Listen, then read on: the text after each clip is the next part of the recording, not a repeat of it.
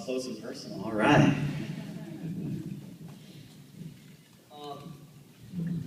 I want to start by just saying this. There are 3 athletes. There's a German woman named Anja Dittmer. There's a Canadian guy named Simon Whitfield. And there's you. These are the only 3 people in the world who have participated in all of the Olympic triathlons. That's 4. 4 Olympic triathlons. You are in rare air. Thank you. Last October, you raced in a race in terms of the ITU Pro Draft Legal world that I would call a backyard barbecue triathlon in Myrtle Beach, and that caused a situation that you alluded to here in this video that almost kept you from London. Can you go into detail about that whole experience? Yeah, thanks, Ian. Thanks so much. I want to start off to the LA Tri Club for having me, Liz, and people that brought me in. I really appreciate it. I enjoyed my time here in 2006, and maybe we should make this a reunion or kind of every couple of years. Every guy you have a meeting, just invite me back. You know, it's one of those things. So thanks so much for having me tonight. I really appreciate it. Yeah, I mean, the race, it was last October. It was an event that was like a backyard barbecue, so to speak. It was, think of it as like, with baseball analogy. It's like single A baseball. It wasn't the major leagues. The race you saw in San Diego, that first part of the video, the WTS race in San Diego, that's our biggest style of racing. The best internationals from all over the world come to those events, and there's 7 of those usually in a season all around the world. This was a Continental Cup, so it was a lower tier event. I was on the race. I was leading the race with another guy. I had finished the swim, was up by like a minute, and was doing an 8-lap bike course. So it was a 5K loop. I was coming through transition, like you see in a lot of our races now. We come through transition, coming down this hill, going 35 miles an hour. And I see this person running from the water's edge, about 50 meters from the water's edge towards the barricade. And I think it's a fan. I'm like, wow. This person really wants to catch us go by, they're really intent on seeing the athletes come by, And then that person disappears behind like this building, and then all of a sudden as we're coming down in slow motion, I'm realizing it's not a person, it's actually someone's gonna go onto the field to play, and they come right in front of me and make a turn to go into a transition, don't see us. I go right down the hill and go right into him. My front right shoulder hits his back left, and I go down on my elbow, and it's a really, really bad accident, and it was October of last year. I ended up having surgery. It was an open fracture. Came back home to Colorado Springs, had a surgery to clean it out, and then had surgery 2 weeks later up in Stedman Clinic to get a plate and 13 screws put in. And from that surgery, 2 months later, in the Christmas time frame over the holidays, I had a staph infection in my elbow. And so I was doing all this rehab and getting so much stronger, and it was a really difficult time. I had to go up to the hospital in Vail. I had 3 consecutive surgeries over 4 days just to clean it out and wash it out. And I thought to myself, how did I get here? How did this actually happen? It wasn't supposed to happen this way. And I had to go home to my house in Colorado Springs. I had to get a PICC line put in my opposite arm, which is basically like an IV line put into your arm permanent for 6 weeks. And I had to do at-home care for an hour and a half a day, twice a day. I was lying in my bed doing an IV drip. And I thought to myself, I think that's it. I think my Olympic career, my journey of going to Olympic Games is over. And it was sad for me because I felt like I love the Olympic Games. I'm so passionate about it. I love representing my country. It's the best thing that I think that our sport has to offer. And I think it's why it's so good doing what you're doing with the F1, with LA and these young kids. Seeing that video reminds me of me when I was young, And so I'm thinking in January and February when I couldn't swim for 6 weeks, like, how am I gonna make it back? How am I gonna do this? And so I just kept on focusing on just day by day, just taking it one step at a time, just focusing on the next day, and treating every workout that was so important. I think when you're not hurt like that and you don't have a deadline, I think I kind of blow off some workouts every now and again. I'll just realize, I got tomorrow, I got the next day. Well, I didn't really have the next day. And so I needed all those precious training days. And that's why I actually didn't race between that race in October that you saw, that I'm describing to you, end of October in Myrtle Beach, to the race in that San Diego video where I qualified in the Olympic trials and finished in 5th and top American. That was my first race back. And so I never would have planned it that way, right? You don't want to have your biggest race of the year be your opening race of the season. I mean, that's not good. You want some warm-up races, you know? And I, knock out the kinks and work out and get your wetsuit off. And like your number one goal race is not that one. And it was at the Olympic trials, and I remember people have been writing me off. Like, I'm the guy with the broken elbow who's 36 years old. Like, I'm the old story. There's other fresh faces coming up. And I remember my mom reading the magazines, and she's like, there's a picture of Jared and Matt Sherbatt on the magazine covers, and it talks about the Olympic preview. You're not there. They don't mention you. I'm like, all right, Mom, I appreciate that. I appreciate that. That's good to know. I don't get the magazines just for that purpose alone. Like, I don't want to get all fired up and be like, where's my photo? I should be in there. Why aren't they talking about me? Well, they weren't talking about me because I was the guy on the side of the road that just got, fell off my bike going 35 miles an hour and stuck with an ID line. And I didn't share it much. Like, I didn't talk about it at all. It was a really bad place for me. And I also felt like it would give my competitors an advantage to know that I was hurting that bad and in a really bad place, so I didn't want to share it. And so for me, that race in San Diego was a race I'll never forget. It was on Mother's Day weekend, and I remember my mom, when she told me about that, they were in the article, they were on the cover, she's like, you better put that, so I'm like, she sends me the picture, and she takes a picture of it, she sends it to me on my phone, she pulls it up, she's like, this better be on your mind, you better take a picture, or print this off and put it in your running shorts, it better be motivation each and every day for you. And I was like, Mom, you're crazy right now. She's so proud of it. I mean, she just wanted to know that, hey, there's someone else out there. And so when I was there, it was kind of a coming out party. And I was so excited to finish fifth. I was really, really emotional. And I made it back. And I went through that valley that was, I felt like the lowest of lows. And I made it back to the top. And for me, this year was about going back to my fourth Olympic Games and making it back to London, And that race was kind of a celebration of that, and I was so excited to be a part of that. I had to be top American in that event. I had to be top American, and I had to be top 9 in the race, or else they were going to go to like a selection committee. And they weren't picking me. I mean, I think they should pick me because I feel like I'm the guy that can step up and race when it comes to count. That's what I pride myself on, that when it's everyone's A race, then it's go time for me as well. And so, but they weren't going to pick me. I hadn't raced all year. They didn't know what to expect out of me, and so that's why it was so important that I qualified there, and that Manny Huerta as well, when he qualified, he finished 9th.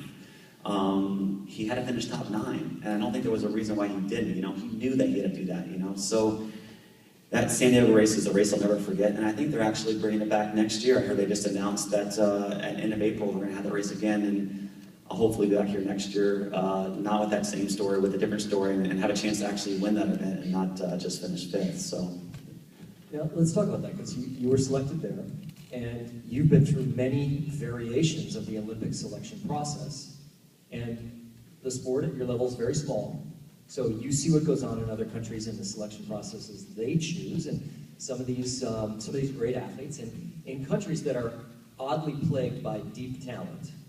When someone is left off the Olympic selection, sometimes they will sue their national federation, and then it goes to Court of Arbitration of Sport, and on and on. Let me ask you, what selection process do you think is appropriate for, say, the men from the U.S. to go to Rio? Wow, that's a difficult question. All right, good to know. We'll send it straight to USA Triathlon, the home office. I'll deliver it tomorrow when I get back to Colorado Springs. At least one 40-year-old. That's right. I like it. That's perfect. That'll be me. At least one 40-year-old. I like it. At least one 40-year-old. That's for the video camera. I think it's tough in regards to selection. And for me, when you always want what's best for you, right? You have your own personal interest at heart. So if you would have asked me this question at 28, I would have said, let's just select a team now, 2 years out, because we know who the best athletes are, and that would have been me, I was the top guy, so let's just selection.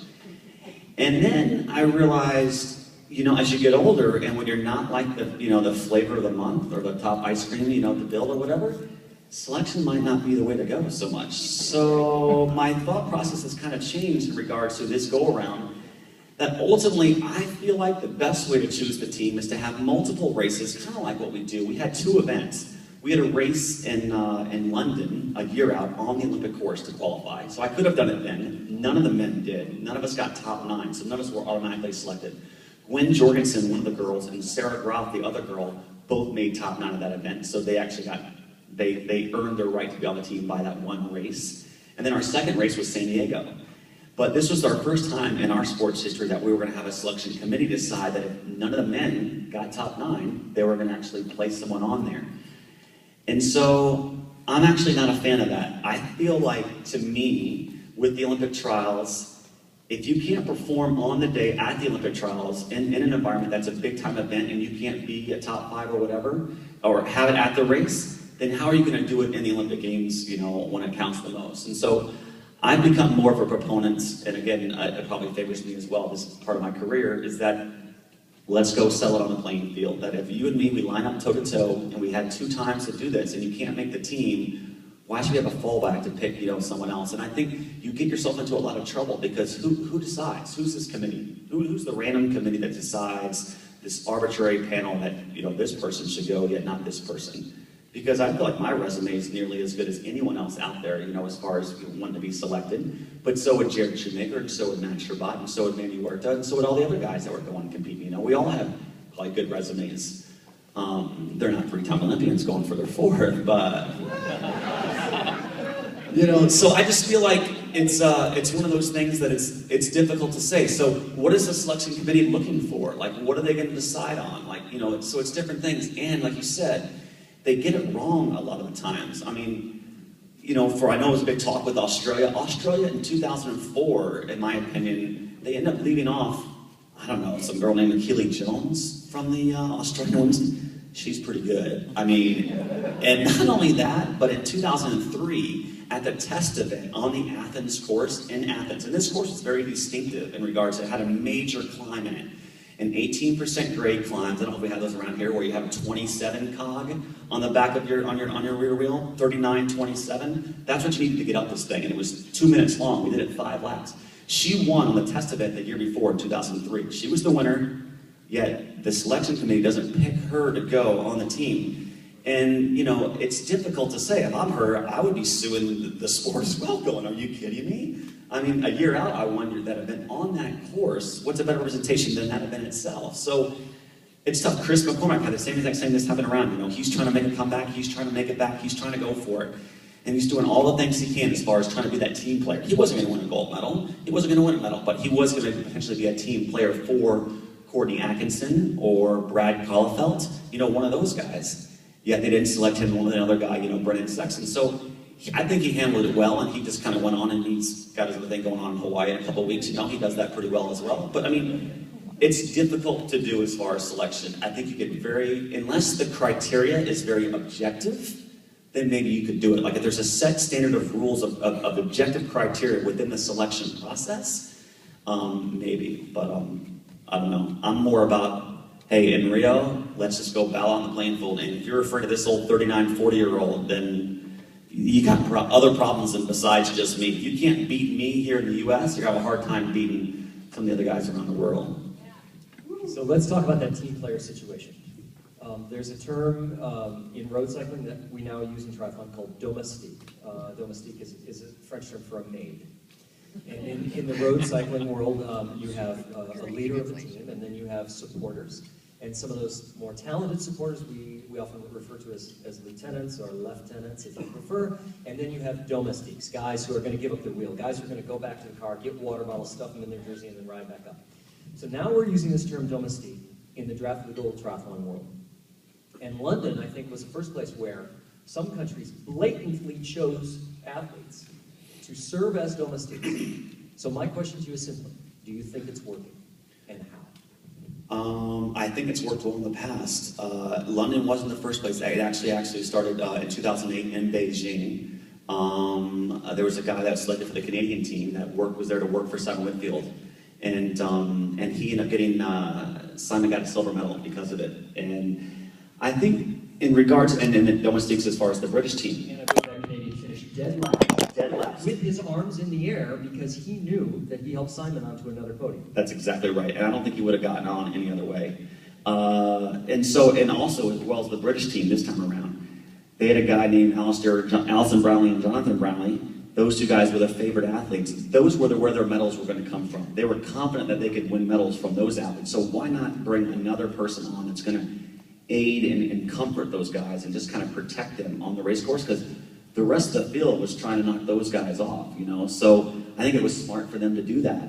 And so I do think it's working. The problem here in the US is, and in the sport of triathlon with domestiques working, in other countries and other nations, there might be better support within the federation and outside, that they want their country flag raised. It's just important that if Spain gets raised or Sweden or these other countries, that's a huge deal. Not so much the name on your back, but the flag on your chest. Whereas in the US, what is it about? It's all about me, me, me, me, me. I don't care who it is, it better be my name, because I'm the one getting the big, you know, Toyota endorsements and all this kind of stuff. Right, correct. I'm the one getting, yeah. But, you know, it's not everyone else, you know. It's those domestiques, in order to make it work, they need to be compensated. George Hincapie was compensated handsomely to help out for all those years that he helped out Lance Armstrong in the Tour de France. That's just how the cycling world works. So those guys make a living just being domestiques. Our sport isn't there yet. I think as it evolves and it comes around, I think it can be there and it can grow. If the federation supports it at that level, to say we start looking for guys that will be domestiques for certain athletes to try to get a medal, because we're over 4, at least for the men, as far as winning the medal. And Susan Williams was the only girl who got a bronze medal in 2004. So we haven't done that well as far as winning medals, and maybe we should go down a different road, you know. And I know a certain someone that wouldn't mind being a domestique for 2016, right? So let's I can help out some of your juniors, right? We got some talented help. You just tell me who I got to get domestique for, and I'll make sure they get there. They're getting the medal, and I'll be with my arm raised up, going to my 5th Olympic Games, something like that. Okay, so let's talk about it. But I want to get paid. I want to get paid by someone. I think it's safe to say that Anja Dittmer will not be racing in Rio. That's probably true. From what I'm hearing out of Canada, I don't think Simon will go back either. He's older than I am, and he's got a gold and a silver. I don't know what his deal is. He should get out of here anyways. He's hogging all the medals, to be honest with you. So he needs to share. There's a lot of men and women, super talented triathletes, who have dedicated themselves to this sport, who are going to spin out and start racing long course. And they're going to bring a lot of dangerous speed, and we're going to see a lot of records fall. Is that your path? That is not my path. I have found my path, and it's not long course. It is not Ironman. I love what Ironman athletes do. They're amazing people to me. But for me, I found my passion, and my passion is the competition component. I love to race. I don't love to train, to be honest with you. I do. I say that jokingly. I do love to train, but I love to compete. I love to go to a start line and then do really well, and if I don't do well, I can race the next weekend. For example, I've been having a tough time this week. I've been a little bit sick, and quite a bit sick actually, and I came to LA. I'm part of the whole Lifetime Fitness race of the Toyota Cup, and so I've won 3 of the events as far as the race of the Toyota Cup. I've won 3 of the events this year, along with my Olympic campaign, and I was just focusing on the Olympics, and I was just doing the other ones as kind of fillers in the summertime. But I happened to win, and I'm like, wait a second, I actually maybe can win the Prius at the end of the year, as well as $30,000 for the race of the book. So I mean, it's quite a bunch of money. So I'm sick coming in this week. I come to do LA, and I'm like, are you kidding me? I was really just kind of cutting out. I finished 4th today this morning. Wasn't very good. I had to come here because you have to do 5 races for the Toyota Cup Series race in order to be qualified. So I've only done 3. This is my 4th, and then Dallas next weekend is my 5th. So my point is to say is that I had a bad race today for me, like really humbling. And one of those things, when I was going up that steep hill on Grand Avenue, I was like, are you serious right now? I was running by a girl, because the girl, she was on her first, I was on the second lap, and I was like, I'm barely going by this girl right now, like barely running by her. It was really, really hard for me. And so I almost wanted to walk. I mean, that's how bad I felt today. I was humbled by how I was feeling. But next weekend, my point is next weekend, I get to redeem myself. I get to get myself healthy. I'm gonna go home and just lay low for 4 or 5 days and just like hibernate and get a lot of OJ and vitamin C and just whatever, and then go to Dallas and redeem myself and come back and win that race of the Toyota Cup Series and get that Prius and get that big paycheck. But that's what I love. I love to compete. Whereas an Ironman, I've never done one. And to be honest with you, I can't relate to you guys that have done them. I mean, I can't even like comprehend what that is. I haven't even done a 70.3. I've run a half marathon. I've run 20 miles in training in college. And And I biked 100 miles one time, and on my 100-mile ride, I walked 3 miles from my house, stopped at a 7-Eleven, was drinking Coke in a Snicker bar, and called my mom and said, I need help. I struggled. I got home. I actually got home those last couple miles. But when I got home, I made my mom make all these pancakes for me, and I just ate the house up, you know? So I don't get it. And for me, nutrition for me it's difficult. Like, I don't want to be that guy that misses the aid station or misses my food zone, and then I'm just done for the day. Like, that would really bother me. Whereas in non-drafts, in some races you can kind of blow it. If it's a cool race or whatever, your hydration okay, but I mean, you don't need a ton of gel. You don't need like 6 gels on your thing and like 4 water bottles behind you and all that stuff. You just need like 20 ounces of water and go, you know? And I love that. It's simple. My mind can shut off and I can just race, and that's what I love. So I don't think they'll see me doing Ironman, and it's the learning curve is too hard too, right? Like, I mean, these guys have been doing it for a while. They're pros. I mean, I think Kona is a race where you just don't show up and win, you know? And that would be hard for me too. Like, I want to win now. You know, I'm 36. I don't have time for a learning curve anymore.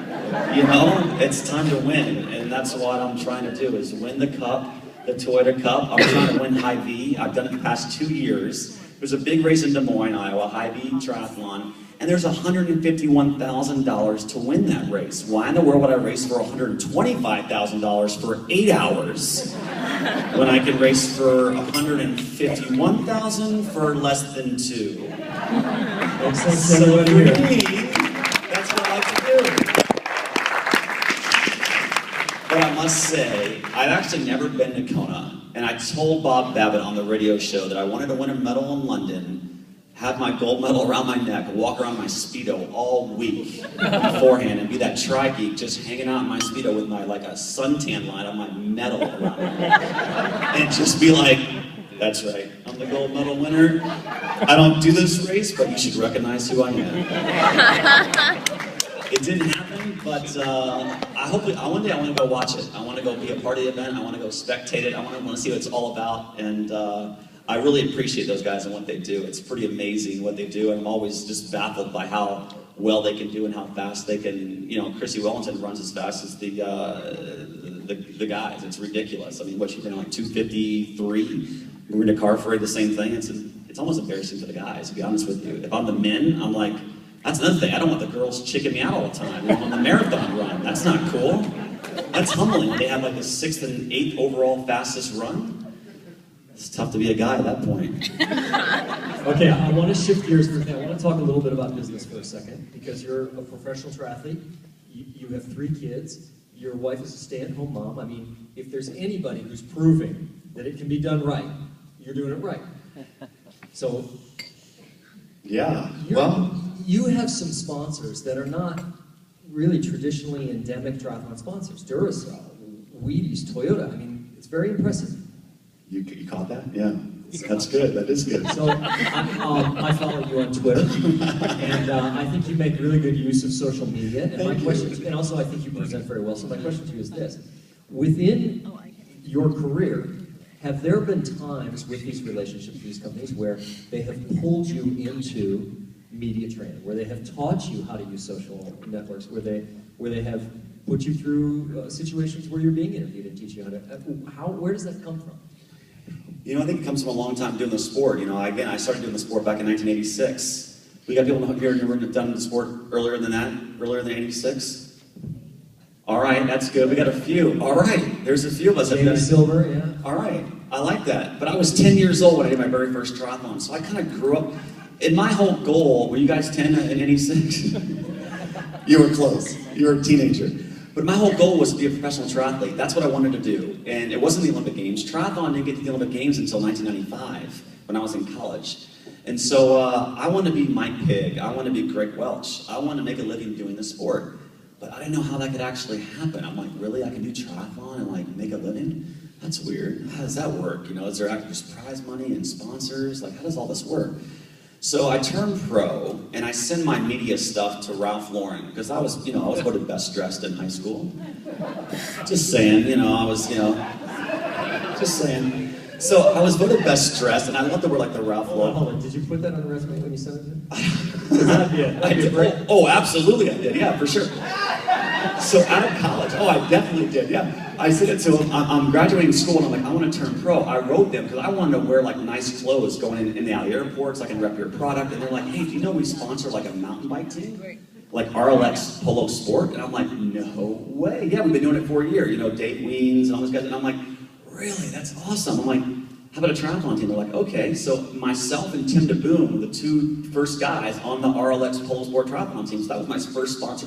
Again, outside the industry. You know, early on in this business, I found out that the non-endemic sponsors, the Toyotas of the world, you know, the Duracells of the world, these guys are big companies. They're big Fortune 500 companies. And these guys pay, they pay well, and they pay on time. And that's what I'm talking about. And I realized at an early age, I'm like, wow, wait a second, this is gonna provide for my family, you know? So I'm getting my wife, I meet my wife in Colorado Springs, Colorado. She's a middle blocker. She played at Michigan State University, and now she's on the national team from 97 until 2000. Volleyball. She's a volleyball player. She's 6'2". I'm 6'2" and a half, so I have her by that much. And we're dating, and she gets cut June 10th of 2000. We go on that morning, she gets cut from the national team, the Olympic team. She's the last two girls to get cut. So now she's an alternate. We go out on our very first date that evening. So I feel like I was kind of that shoulder for her to cry on, you know? And we're dating for 3 years after that. I didn't get married until 2003. I was 24 at the time, but it took me a while to kind of pull the trigger and shake. And I just couldn't envision my life supporting her, supporting a family. I was very selfish. I lived in the training center in Colorado Springs. I had free housing, no cost. I had free food, which is a lot of cost for me, someone like me, no cost. I had no expenses. And I'm like, so if we get married.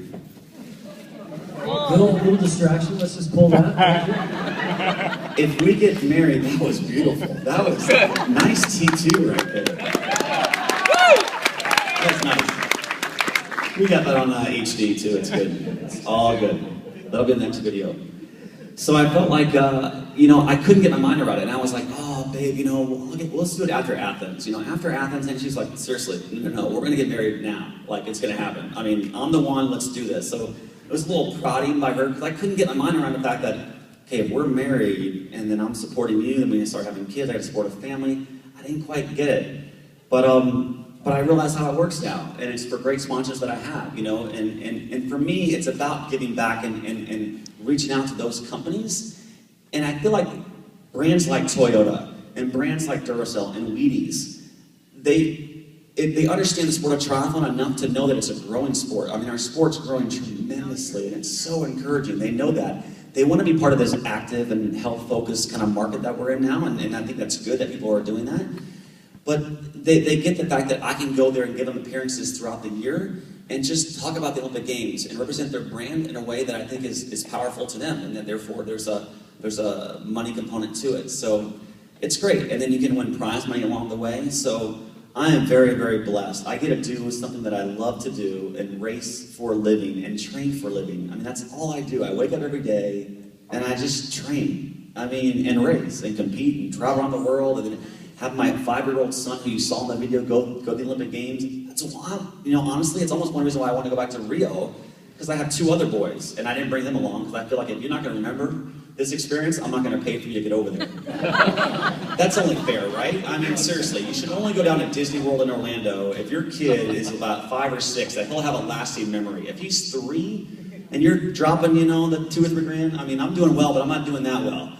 So I'm like, listen, so my 5-year-old got to go to London, but my 2-year-old right now will be 6 in Rio. So, you know, he'll actually have those memories as well. My 5-year-old will be 9, it'll be great. So I almost want to keep on going so that they can see really what Daddy does. If I stop now, they're going to be like, those are the old pictures of Daddy in his Speedo, you know? It's going to be like, really, you were good, you were an Olympian, you were number 1 in the world? Seriously, Dad, I don't believe that. But if I just keep on going and be this old dog, and they'll be like, oh yeah, I saw you race, you were pretty good. Although I must admit, here's the deal. My 5-year-old son, we're in the Olympic Games, we're at this venue. I don't know if did you guys see it on TV, the Olympics? It was amazing. The triathlon race was amazing. If you were there in person, it was 500,000 people lining the course all over the course. It was an unbelievable event. And something I'll never forget, you couldn't even hear yourself talk in the bike pack. I mean, it's just people like banging on boards the whole entire time. It was just intense. It was all downtown London. It was a free event, hence everyone's coming out because it was hard to get tickets to events. And so we're there and we're competing and there's a guy, Alistair Brownlee, who was the favorite going in and he won the gold medal. He's kind of a stud from Great Britain. Also widely came out, and his brother Jonathan. So we're doing the race and my running didn't go very well. I was in the front bike group. I came on the bike, I'm in like the league group of 20 guys. I just struggled in my run. I just had a bad run. I was way better than that. And on the third lap, my son turns to my wife and says, "Daddy's not gonna win today, is he?" Aww. That's what she said to Val. And I was like, oh, that's so sweet. But I was like, that's so sweet that he waited to the third lap to say that. Because I knew after lap 1 that I wasn't gonna win. And then my wife tells him, like when we come home and I realize that I'm doing high V, and then Alistair Brownlee, they announce that he's coming to do high V. And then my son asks my wife, she's like, "Hey, so are the Brownlee brothers, are they gonna come to high V?" And Val, my wife, is like, "Yeah, I think one of them is, the gold medalist is." And then Davis, my son, turns to her and says, "Well then Daddy can get second then." I was like, are you kidding me? He already knows the sport so well. That's kind of what I thought too. I'm like, this guy's running way too fast right now. He's 24, I'm 36. The poor guy has no clue who Javier Gomez is. Like, that guy's getting no street cred for my 5-year-old son, So he comes over, and then I end up whooping up on Alistair at high V, which I thought was great. I got beat by Javier, but I proved to my son that, Daddy can beat Alistair, he can do that. But anyways, it's fun. It's fun to have a family and support them and have my wife do what she loves to do, which she wants to be home with the kids. I mean, that's where her heart is. And to be able to provide that for her is something that I love. And it's through great companies like Toyota and Duracell and Wheaties and a lot of the non-endemics that I have. Now, you just mentioned you weren't running very well in London during the race. However, you've been quoted as saying that you were running better than you've ever run leading up to that. Now, I have a question for you because there's nobody in this room who doesn't want to run better than that. I mean, we all want to beat that. Here you are at 36. You've been basically sitting, on the couch for a couple of months over the winter, healing the elbow and the infection and what have you. So how did you come to have your best run in the weeks leading up before London? How did you do that? I feel like for me, a lot of my running is, I'm very much of a strength runner, and that 10K distance is a distance that I feel like you need to use the entire 10 kilometers to improve on your run. And so I do a lot of indoor workouts. I'm one of those guys that does a lot of, I go to the track, but I do a lot of treadmill runs. I love the monotony of the trainer and the treadmill and the consistency and the data feedback that you get and those mile repeats that you do on there. And so I used a lot of that. And in Colorado Springs, what's the disadvantage that we have there? We're at 6,000 feet in Colorado Springs, so the elevation's higher, the air is thinner, and therefore your mile repeats on the track are not as good. When you come down here and you race down here, you're like, I can breathe. It feels so good to actually race down at sea level. That's why people train in Colorado Springs or at altitude. That's the whole point. It's kind of a legal way to dope almost. Your whole idea is to basically increase your red blood cell count, which provides more oxygen to your muscles, which makes you run faster. But your speed doesn't go as well in Colorado Springs because you can't do those quarter-mile repeats because you can't run as fast. However, at the training center, they have a lab where you can get on the treadmill and you can do supplemental oxygen workouts where you wear this mask, and it's like you're like Darth Vader. You got this mask on, you got this tube running out to the gas chamber, and you can almost run as if you're 60% oxygen, like it's below sea level. So you're running on this thing, and I call it the gas, and I'm just running. And you can do your mile repeats as fast at sea level, even faster. So it's great, and that's how I improved upon my actual speed and my quickness in that respect. So, and also I knew that the sport is going such a fast pace, it's becoming a swim and run sport. Biking's a big component of it, but a lot of these races are downtown events. They're in London. They're in Sydney, Australia. They're in areas where there's not huge hills. So it's very technical, it's very fast. And so it's swim to get into the race and then run to win. And Alistair Brownlee ran 29:07 after swimming and biking. And I can do that open, but I can't do that. And he walked across the line, enjoying the celebration, waving to the crew, And he did U-turns on every lap. So, I mean, he's running probably 28 mids is what he could run probably open. He could probably run 28, 30, or 20. So he could make their national 10K team. And that's where the sport's going. So I wanted to really work on my running, and I tried to hone in on that. And in San Diego, it was really good. But I felt like it was better for the games. And that's why I was so crushed, because I felt like I didn't get to actually display that talent. Hence, I've been racing races since then to say, see? I'm really in good fitness form. I'm better than I was in San Diego. I'm racing well. Didn't get to show it this morning, but you know, it's been a good year for me. I want to open up some questions to the floor, but I want to ask one of my own first. In the video that we saw, there were clearly some images taken, I think, from your family from the stands in transition. And there's one where I believe you're riding through to start a next lap, and you're actually looking up and with a hand off the bar. Is that during the race? That's true. Greg, yeah, he would tell me. It is true. Here's the deal. We're in the swim. I'm the front group. I'm excited, and I'm in the back. I'm kind of dropping. I'm like, this is it. I'm going to run really, really well. I know my 5-year-old is in the stands, and I wanted to let people know how good I was feeling in the race. So I actually didn't wave. I actually gave him like the hang loose, like shaka sign to my 5-year-old, and it was captured on the camera. So it's something I'm not very proud of when I finished 14th in the actual event.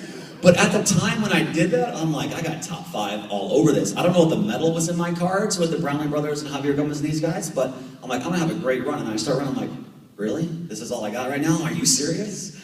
So I did. I definitely did that. I never do that.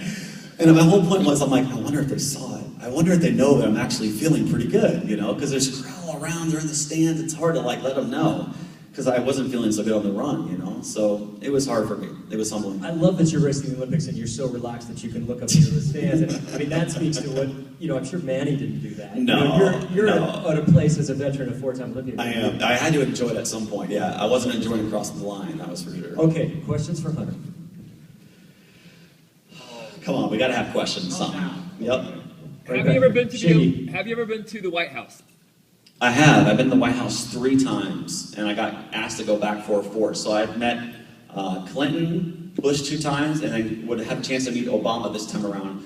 The Olympic athletes always get a chance to go to the White House and do that. They were going to cut back, I think, in 2008, Bush's 2nd term. They were only going to have a few from each sport go because of cost. It's expensive because the USOC flies all the Olympians out there and pays for their 1-night stay. You get a bunk up with another person from another sport. It's a really cool deal. And so yeah, I met Clinton, Bush, and then for circumstances of my trip, they just told us about 3 weeks before we were going to go see Obama that we'd go there, and I was like, really, come on, well, how about some advance notice here? Like, I mean, just give us 2 weeks. I just, you know, my season's still going on, so I had high D during the time, so I didn't get a chance to go this time. But I ruined the White House streak 4 for 4 at the Olympic Games. I ruined the White House streak, but it's a pretty special situation, and it's quite unique, you know. And always the presidents always take a time and shake your hand and say hello, and everyone's been really, really great. So I have had a chance to do that. What else? Great question. I don't even pronounce that question. That's awesome. I love it. It's a good start.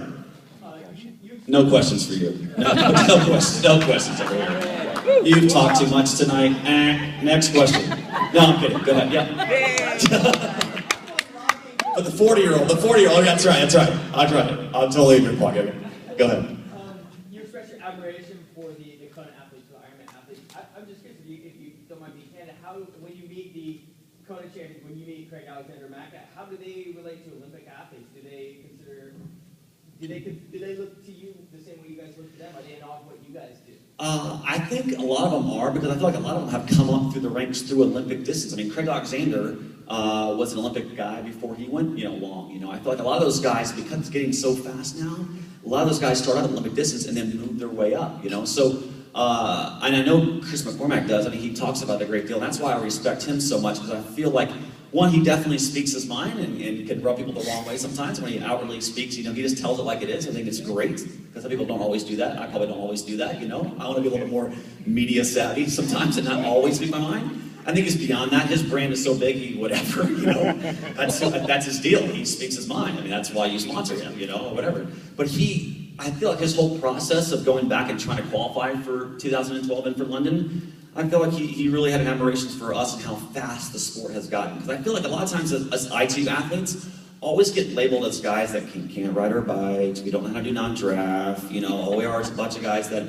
you know, go for shampoo, blow dry, and just run at the end of it. It's what Lance Armstrong said and quoted in one of the magazines, which I was not too endearing to that comment. Whereas McCormack backed us up and said, you know, it's a little bit more than that. These guys are talented athletes, and to me, I feel like it's the most competitive and the deepest racing in the whole world. When you go to an ITU event, the best, if you're sick, I was fourth today and I was sick. If I was sick of these ones, I'm like 40th or 50th. I mean, you just get exposed out there, and I thought he gets that, he appreciates it. And so I hope they do. You know, I hope those guys do. I think they do. I mean, I think Chrissy does and all those athletes do. I mean, I hope they would, and at least if they've done it, they have. I'm not coming from an experience of doing it, and I probably will never do one. You know, I mean, I might do one maybe when I'm down the road just to complete it, but not as far as an Ironman. But I just want to go over there and just experience it and just experience what it's all about and just that whole event, because I think it's the pinnacle of our sport in regards to that distance and, you know, that excitement, and that's where I think the industry is a lot of times. And I hope they do get it, because I definitely get them, and the Olympic Games is something special and it's competitive, and if they don't get it, then I think they should hop into one of our races and then they'll find out real quick that it's, and that's why for me, I like doing the non-drafted events, because then I can say, when I won the 3 races of the Toyota Series so far this year, struggled today, but when I won the 3 beforehand in Austin, Minneapolis, and Chicago, I'm like, how about that? I can ride my bike. Look at that. I'm beating all the non-drafting guys on my road bike, by the way. Not even my TT bike. I'm riding my road bike. I got aero bars and I got the shifters or whatever, but it's my road setup. So I got to, so I like to do that, and I like to say that I can ride my bike too. It's just that the courses, the way they are scheduled now, it's that it's more about showcasing the sport in these big cities and making it made for TV, which I'm in favor, because I want to try to elevate it and make more money for the young kids coming up, because the more we're on TV, the more exposure we have, the more money in our pockets, bottom line. Rosalind. Hunter, do you think that retired pros should be allowed to race as age groupers, or should there be a separate category? Wow, that's a great question. Thanks for standing for that. I feel like, isn't there a rule already that I think pros have to wait 5 years before they can race age group? Is that a rule already, or no? Can they just go straight to age group? I would be in favor that they probably should be some kind of cooling off period or whatever. I don't think you should just go turn pro or be a professional. Like, I don't think it'd be right that we'd all of a sudden, you know, go to my Rio race, you know, race, and then, you know, be like, I'm done, I'm out of here as part of professional, but then boom, I'm in escaping Alcatraz and like cleaning house, you know? I'm 41 to 45 or whatever the age group is. That's not right. That's not what it's about. So I think there should be some kind of cooling off period. But I don't know, that's just me. And you actually won't see me doing that, because I'll be the guy that'll take like about a year off, and I'm not gonna enter an actual amateur race until I know I can actually win my division. Because I don't want people being like, I just whooped up on the guy that's a 5-time Olympian. Jeez, this sport is soft.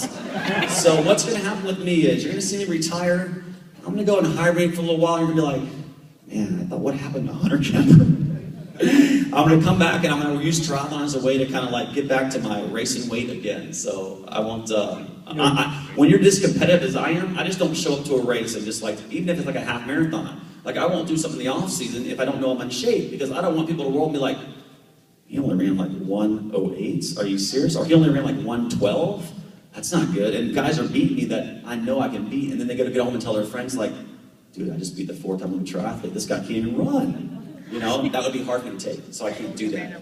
So whenever you see me show up to a race, it's usually I'm ready to rock and roll, and there are no excuses. Although I had plenty today, but whatever. Glenn.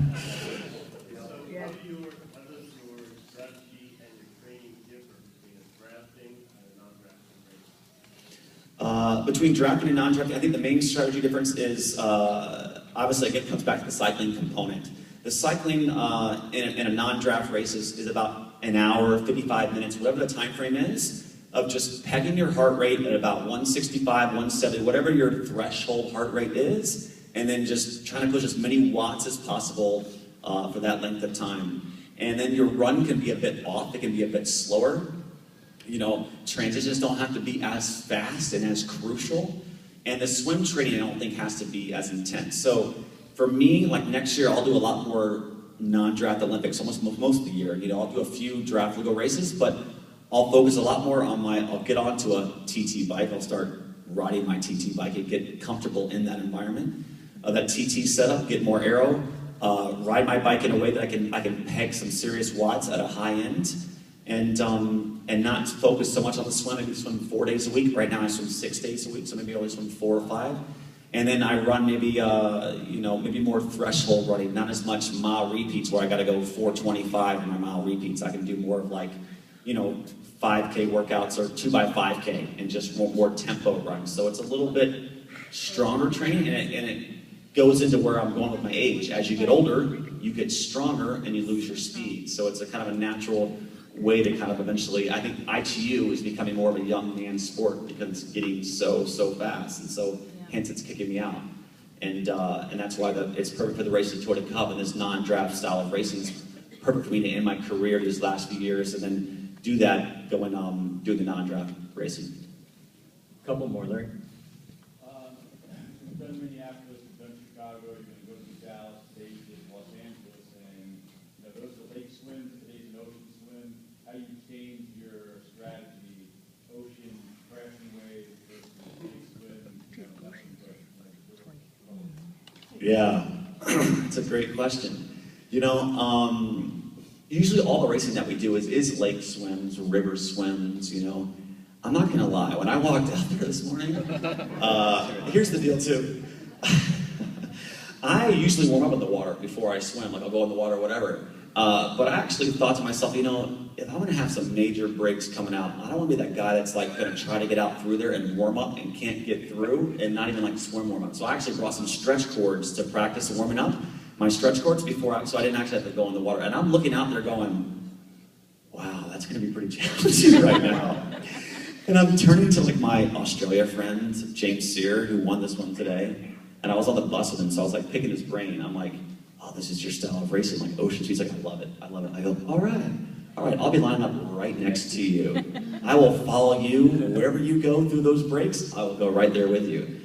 And so it was intimidating for me too. I'm not gonna lie, when I see those things coming crashing down, I get a little intimidated, for sure. And I'm turning to Julie Swale or Julie Ertel, and I'm like, hey, what's the deal? How am I getting through that right now? And she's an Orange County girl, so she knows. So I'm getting my advice from my 2008 Olympian. She's like, here's what you do. When you see it kind of big and it's coming swelling up, you just dive down, but you don't dive down surface. You got to go down deep. Go on there and grab the bottom with your hands onto the sand. And I'm like, hold up. Are you serious? Is this a joke? Are you serious? Do you want me to go down to the bottom, grab onto the sand, on the base of the floor, and then how do we go? And then just pop out and go? I go, that doesn't sound right to me. I've never heard of that. I'm getting we're talking 5 minutes before the race started. I'm talking there like this. So as far as my strategy, it's the not the ocean swim, but the osh swim. For the guy although I grew up in Florida, so I should know about what's happening with the breaks. But so no, I'm just as nervous as everybody else, and I'm glad I wasn't here in '09 when it was apparently absolutely crazy. When it's huge swells, and apparently it was a lake out there, and it was. Once we got past it was quite calm and nice, whatever. But it's hard. It's just get through it. But everyone else, the thing about it is, I just know all the other pros. No one knows what they're doing. There's James Sear, a couple of the Australian guys, and maybe some of the California guys, but everyone else, we're all like, this ain't good. This is not gonna go well. So, and I must say, the hardest part about the whole race for me was when I got out of the water, trying that last little bit as it's sucking you back to try to get yourself up onto the beach. And then the sand run. I ran 60 meters or 80 meters. I was like, that's when I knew maybe the sickness was really getting to me, because I was like, oh no, I'm really stumbling here. I could barely run to my rack. And I was like, this is gonna be a long day. Teacher. Throughout your entire race lifetime, from when you were a kid to now, outside of your Olympic races and Olympic qualifiers, what was the most memorable race as far as fun, really motivating race you ever did? Wow. I would have to say 2 events. My first Escape from Alcatraz triathlon was a big deal for me. 2005. I'm at the race hotel, and I'm asking Barb Lindquist, I'm like, what's the deal with the sand ladder? What's the deal with the sand ladder thing? You guys ever done Escape from Alcatraz? Anybody done Escape from Alcatraz? I just watch it's like Kona for me. I just watch the TV. I've seen Craig Walton, like, pull himself, like use the arms and the legs to get up it. So, and then I'm like, what's the deal with the shoes when you get out of the water? Like you do the 1.5 mile swim point to point, and when you do the swim, they drop you off in the big boat, right? And you're like, all right, so they want you to swim this direction, but we're over here, so why are they pointing us this way? Like, don't worry about it. We got it all taken care of. The guy driving the boat knows about the currents. It's going about certain miles an hour. Blah, blah, blah. So you got to kind of dog leg and hook in. I'm like, are you serious?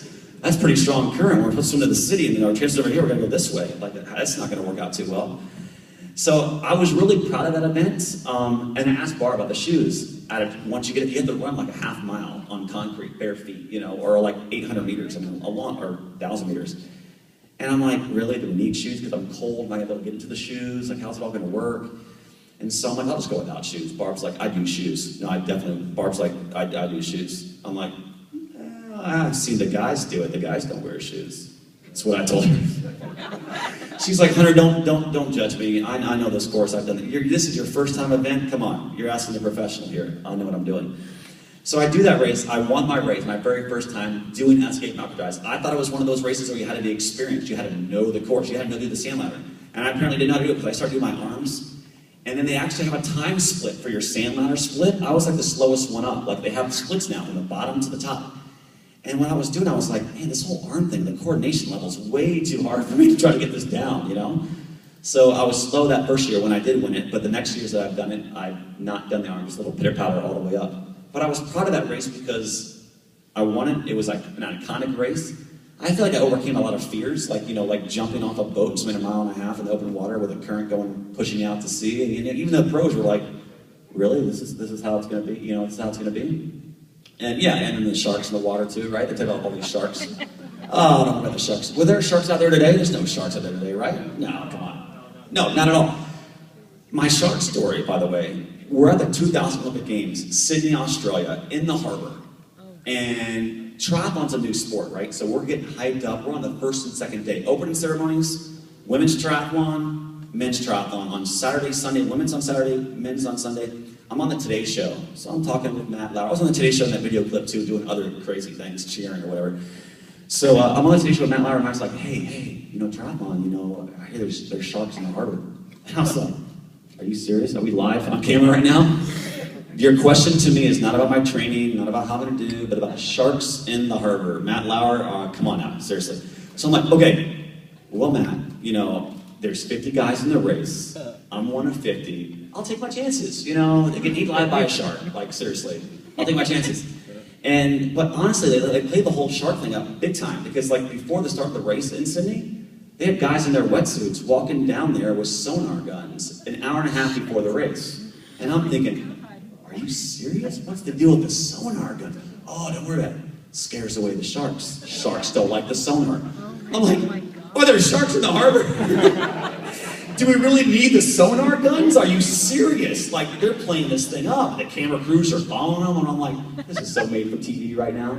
And I'm thinking, is this all hype, or should I actually be concerned that they're bringing guys out with sonar guns? Like, what's the deal? So I survived that race. I survived today. I survived Alcatraz. The sharks are scared with all these athletes splashing around up there. But yeah, so escape from Alcatraz, to get back to your question. And I think for me, Minneapolis Triathlon, the Lifetime Fitness, the original event, when they did the guys versus the girls, you remember that? They did guys versus girls, where they would start the girls like a certain equalizer time ahead of the guys. And the whole point was for the big cash pot at the end of the day. And it was a one-off race for $200,000, and you get to win a RAV4, Toyota RAV4.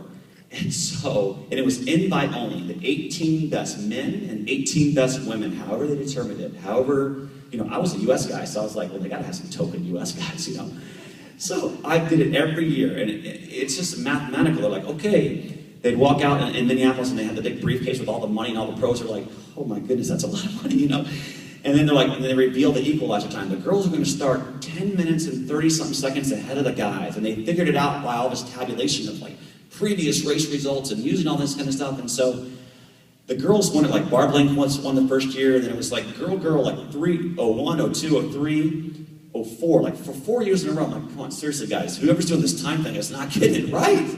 Let's spread the love around. I mean, come on, the guys got to win it sometime. And I told myself, I'm like, listen, I got to win this race quickly because eventually they're going to realize that $200,000 is a lot of money to give away for a triathlon. Like, we still come for probably 50. Don't tell anybody. But, you know, I mean, they've kind of jumped the shark, so to speak, with the $200,000. You know what I'm saying? So I'm like, I got to hurry and win this race before they say, you know what? And then they have. And now they've gone more to the series, which I think is a smart deal on their part because you get more exposure in 7 cities. And it's better. We only win $30,000 and I'm still doing it, you know? So we're doing it, and then Craig Alexander wins in 2005. He wins, and then he goes long. You know, I felt like that was his launching pad to go long. And then I won it in 2006, and I was proud of that race win because I felt like I had my first child on the way. We had just bought a house. I was like, I got a lot of expenses coming. I got diapers, I got, my wife's pregnant, and there she is with 100 meters to go, and like cheering me on, and I was like, and I had just passed the girl like a mile back, so no girls passed me back. Once I passed her, I'm like, it's just the guys that are gonna maybe come back on me. And I won that race. I gave her a kiss, like, you know, I had time enough to give her a kiss and all that stuff, and I won the car, and I won all this money, and so for me, that was a big deal, because everyone in the world is trying to win, just like in Hy-Vee, they're trying to, I mean, who's not trying to win that kind of money? So everyone's coming, and I beat the best of the best on that day, when everyone's trying to win that big money. So it was Escape Alcatraz, and then that one. Hunter, we're so grateful for you coming. And Did I talk too long? No more questions? You're perfect. Hunter Kemper, everyone.